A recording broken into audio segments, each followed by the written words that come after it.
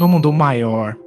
Quinto livro da coleção A Vida no Mundo Espiritual, ditado pelo Espírito, André Luiz. Psicografado pelo médium brasileiro Francisco Cândido Xavier. Capítulo 16. Alienados mentais. Antes de visitarmos as cavernas de sofrimento, Calderaro instou-me a fazer com ele rápida visita a grande instituto consagrado ao recolhimento de alienados mentais, na esfera da crosta. Compreenderás, então, mais exatamente, explicou generoso, dirigindo-se a mim com a delicadeza que é peculiar à tragédia dos homens desencarnados, em pleno desequilíbrio das sensações. Excetuados os casos puramente orgânicos, o louco é alguém que procurou forçar a libertação do aprendizado terrestre por indisciplina ou ignorância. Temos neste domínio um gênero de suicídio habilmente dissimulado, a autoeliminação da harmonia mental pela inconformação da alma nos quadros de luta que a existência humana apresenta. Diante da dor, do obstáculo ou da morte, milhares de pessoas capitulam, entregando-se sem resistência à perturbação destruidora que lhes abre, por fim, as portas do túmulo. A princípio, são meros descontentes e desesperados que passam despercebidos mesmo aqueles que os acompanham de mais perto. Pouco a pouco, no entanto, transformam-se em doentes mentais de variadas gradações de cura quase impossível, portadores que são de problemas inextricáveis e ingratos. Imperceptíveis frutos da desobediência começam por arruinar o patrimônio fisiológico que lhes foi confiado na crosta da terra e acabam empobrecidos e infortunados. Aflitos e semi-mortos, são eles homens e mulheres que desde os círculos terrenos padecem, encurvados em precipícios infernais, por se haverem rebelado aos desígnios divinos, preterindo-os na escola benéfica da luta aperfeiçoadora pelos caprichos insensatos. Guardando carinhosamente a observação, acompanhei-o na excursão matinal ao grande estabelecimento, onde os menticaptos eram em grande número. No primeiro pátio que topamos, compacta era a quantidade de mulheres desequilibradas que palestravam. Uma velha de cabelos nevados, mostrando acerba ferocidade no olhar, envergava o uniforme da casa como quem arrastasse um vestido real e dizia a duas companheiras apáticas: "Na minha qualidade de marquesa, não tolero a intromissão de médicos inconscientes. Feio estar presa por motivos secretos de família, que averiguarei na primeira oportunidade. Tenho poderosos inimigos na corte, contudo, as minhas amizades são mais prestigiosas e fiéis." Baixou a voz, como receando espias ocultos, e falou ao ouvido de uma das irmãs de sofrimento: "O imperador está interessado em meu caso e punirá os culpados. Segregaram-me por miseráveis questões de dinheiro." Elevando o diapasão, inesperadamente, bradou: "Todos pagarão, todos pagarão." E continuava explicando-se com gestos de grande senhora. Compungia-me observar a promiscuidade entre as enfermas encarnadas e as entidades infelizes que ali se acotovelavam. Preso ainda ao meu antigo veso de curiosidade, tentei estacar, a fim de ouvir a demente até ao fim, mas o assistente deu-se pressa em considerar. "Não nos detenhamos. Infelizmente, atravessamos vasta galeria de padecimento expiatório, onde nossos recursos socorristas não ofereceriam vantagens imediatas. Aqui, quase todos os alienados são criaturas que abdicaram a realidade, atendo-se às circunstâncias do passado sem mais razão de ser. Essa desventurada irmã já possuiu títulos de nobreza em existência anterior, perpetrou clamorosas faltas, dando expansão às energias cegas do orgulho e da vaidade, renascendo em aprendizado humilde para o reajustamento imprescindível, alarmou-se ante as primeiras provações mais rudes da correção benfeitora e agiu contra os resultados da própria sementeira, entregou o invólucro físico ao curso de ocorrências nefastas e, por fim, situou-se mentalmente em zonas mais baixas da personalidade, passando a residir em pensamento, no pretérito de mentiras brilhantes. Agarrou-se, desesperada, às recordações da marquesa vaidosa de salões que já desapareceram e perambula nos vales da demência em lastimáveis condições. Não déramos muitos passos, encontramos novo ajuntamento em que sobressaía curiosa dama extremamente nervosa. Deus me livre de todos, Deus me livre de todos, gritava, inquieta. Não voltarei. Nunca, nunca. Aproxima-se, Cordata, a enfermeira, e pede: Senhora, mais calma. É seu marido que vem à visita. Vamos ao guarda-roupa. E sorrindo: Não se sente feliz? E a mais? Bradava demente com espantoso semblante de angústia. Não quero vê-lo. Odeio com tudo que lhe pertence. Repetindo expressões de desprezo, inteiriçou-se, caindo em lamentável crise de nervos, pelo que a auxiliar da enfermagem houve que requisitar socorro urgente. Desejei reter-me a fim de estudar a situação, mas o assistente impediu-me, esclarecendo: Não percas tempo. Não remediarias o mal. Nossa passagem aqui é rápida. Recomendo apenas anotes o refúgio de todos os que se esquecem dos deveres presentes, pretendendo escapar aos imperativos da realidade educadora. Modificou a inflexão da voz e prosseguiu: Não asseguramos que todos os casos do hospício se relacionem exclusivamente com esse fator. Muita gente atravessa este pavoroso túnel, premida por exigências da prova retificadora. É agudo, no entanto, forçoso reconhecer que a maioria encetou o fugitivo drama em si mesma.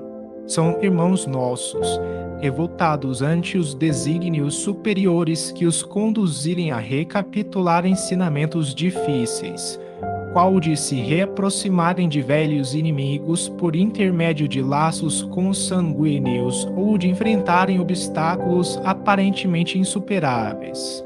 Para que se efetue a jornada iluminativa do espírito é indispensável deslocar a mente, revolver as ideias, renovar as concepções e modificar, invariavelmente, para o bem maior o modo íntimo de ser, tal qual procedemos com o solo na revivificação da lavoura produtiva ou com qualquer instituto humano em reestruturação para o progresso geral, negando-se, porém, a alma a receber o auxílio divino, através dos processos de transformação incessante que lhe são oferecidos, em seu benefício próprios pelas diferentes situações de que os dias se compõem no aprendizado carnal, recolhe-se à margem da estrada, criando paisagens perturbadoras com desejos injustificáveis. Quase podemos afirmar que 90 em 100 dos casos de loucura, excetuados aqueles que se originam da incursão microbiana sobre a matéria cinzenta, começam nas consequências das faltas graves que praticamos com a impaciência ou com a tristeza, isto é, por intermédio de atitudes mentais que imprimem deploráveis reflexos ao caminho daqueles que as acolhem e alimentam instaladas essas forças desequilibrantes no campo íntimo, inicia-se a desintegração da harmonia mental. Esta por vezes perdura, não só numa existência, mas em várias delas, até que o interessado se disponha, com fidelidade, a valer-se das bênçãos divinas que o aljofram, para restabelecer a tranquilidade e a capacidade de renovação que são inerentes à individualidade em abençoado serviço evolutivo. Pela rebeldia, a alma responsável pode encaminhar-se para muitos crimes, a cujos resultados nefastos se cativa indefinidamente e, pelo desânimo, é propensa a cair nos despenhadeiros da inércia, com fatal atraso nas edificações que lhe cabe providenciar.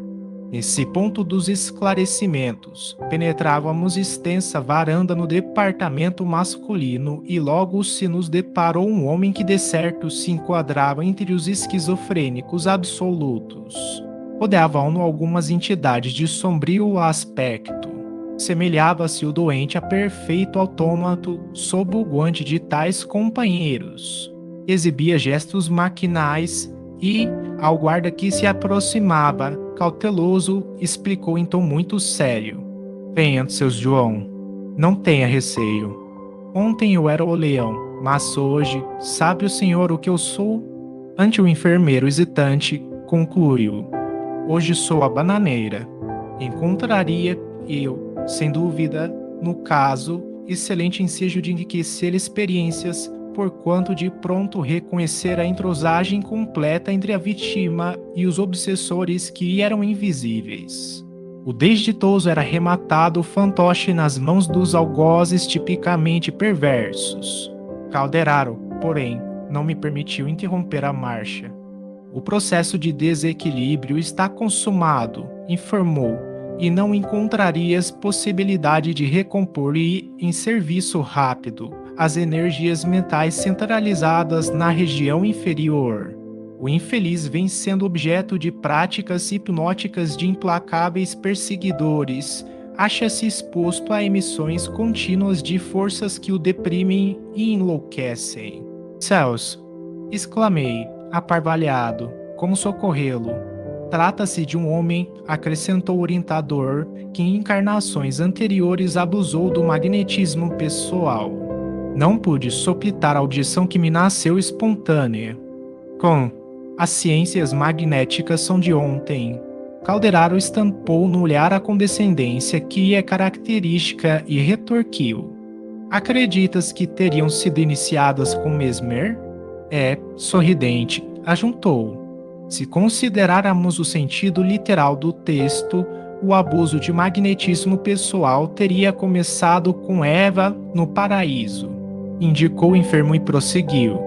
Em pretérito não muito remoto, nosso imprevidente amigo se cedeu em seu potencial de fascínio, desviando-o para aventuras menos dignas. Várias mulheres que sofreram ação corrosiva assestaram contra ele incessantes explosões de ódio doentio e corruptor, extravasamentos que o pobre companheiro merecia em consequência da atividade condenável a que se dedicou por muitos anos. Minado pela reação persistente, minguou o cabedal de resistência, converteu-se destarte em joguete das forças destrutivas, as quais, a bem dizer, voluntariamente se unira ao abraçar entusiasta a declarada prática do mal. Até quando se demorará em tal atitude, não será possível prever. Geralmente, ao delinquirmos, podemos precisar o instante exato de nossa penetração na desarmonia, jamais sabemos, porém, quando sorá o momento de abandoná-la. No retorno à estrada reta, através de atoleiros em que chafurdamos, por indiferença e má fé, não podemos prefixar calendários para a volta. Implicamo-nos em jogos circunstanciais, de que só nos despemos após doloroso reajustamento. Observando-me a admiração ante a experiência hipnótica que os frios verdugos levavam a efeito, o assistente considerou: Não te impressiones. A morte física não modifica de súbito as inteligências votadas ao mal, nem o duelo da luz com a sombra se astringe aos estreitos círculos carnais. Logo após, éramos surpreendidos por dois velhinhos atolemados a pronunciar frases desconexas. Tempo elucidou o orientador, indicando-os, acaba sempre por denunciar a nossa posição verdadeira. Quando a criatura não haja feito da existência o sacerdócio de trabalho construtivo que nos cumpre na terra, os fenômenos senis do corpo são mais tristes para a alma, pois, neste caso, o indivíduo já não domina as conveniências forjadas pelo imediatismo humano, patenteando-se a fixação da mente nos impulsos inferiores. Milhões de irmãos nossos permanecem, séculos afora, na fase infantil do entendimento, por não se animarem ao esforço de melhoria própria. Enquanto recebem a transitória cooperação de saúde física relativa, das convenções terrenas, das possibilidades financeiras e das variadas impressões passageiras que a existência na crosta planetária oferece aos que passam pela carne, esteiam-se nos títulos de cidadãos que a sociedade lhes confere. Logo, porém, que visitados pelo morbo, pela escassez de recursos ou pela decrepitude, revelam a infância espiritual em que jazem, voltam a ser crianças, não obstante a idade provecta manifestada pelo veículo de ossos, por se haverem excessivamente demorado nos sítios superficiais da vida.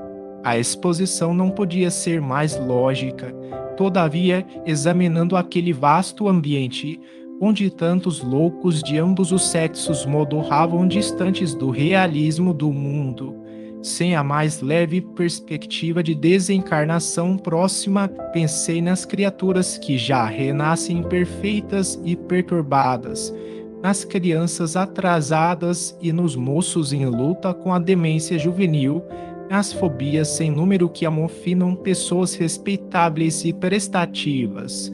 E solicitei, então, do instrutor esclarecimento sobre os quadros de sofrimento desses jais, que de improviso assaltam os ambientes domésticos mais distintos. O assistente não se surpreendeu e observou: estudamos aqui Andrei a messe das sementeiras, assim do presente como do passado. Ponderamos não só a aprendizagem de uma existência efêmera, mas também a romagem da alma nos caminhos infinitos da vida imperecível que segue sempre, vencendo as imposições e as injunções da forma, purificando-se e santificando-se cada dia. Verificarás conosco a afligente quadro de padecimentos espirituais, e é provável que apreendas, no hospício humano, algo dos desequilíbrios que afetam a mente desviada das leis universais. Em verdade, na alienação mental começa a descida da alma às zonas inferiores da morte. Através do manicômio é possível entender, de certo modo, a loucura dos homens e das mulheres que, aparentemente equilibrados no campo social da crosta terrestre, onde permutam os eternos valores divinos por satisfações ilusórias imediatas, são relegados depois, além do sepulcro, a inominável desespero do sentimento. Quanto às perturbações que acompanham a alma no renascimento ou na infância do corpo, na juventude ou na senilidade, é mister reconhecer que o desequilíbrio começa na inobservância da lei, como a expiação se inicia no crime. Adotada a conduta em desacordo com a realidade, encontra o espírito, invariavelmente, em todos os círculos onde se veja os efeitos da própria ação, seja nos mecanismos da hereditariedade fisiológica, seja fora de sua influência, a mente, encarnada ou não, revela-se na colheita do que haja semeado, no campo de evolução do esforço comum, no monte da elevação pela prática do sumo bem ou no vale expiatório pelo exercício do mal. O assistente, que se dispunha a retirar-se, fitou-me demoradamente e rematou: o louco, em geral, considerando-se não só o presente, senão até o passado longínquo, é alguém que aborreceu as bênçãos da experiência humana, preferindo segregar-se nos caprichos mentais. E a entidade espiritual atormentada após a morte é sempre alguém que deliberadamente fugiu às realidades da vida e do universo, criando regiões purgatórias para si mesmo. Compreendeste? Fixei o instrutor reconhecidamente. Sim, havia entendido. E, ponderando a lição da manhã, segui o orientador, que silente abandonava o campo de observação a fim de mais tarde nos avistarmos com os benfeitores que visitariam as cavernas, em missão de amor e de paz.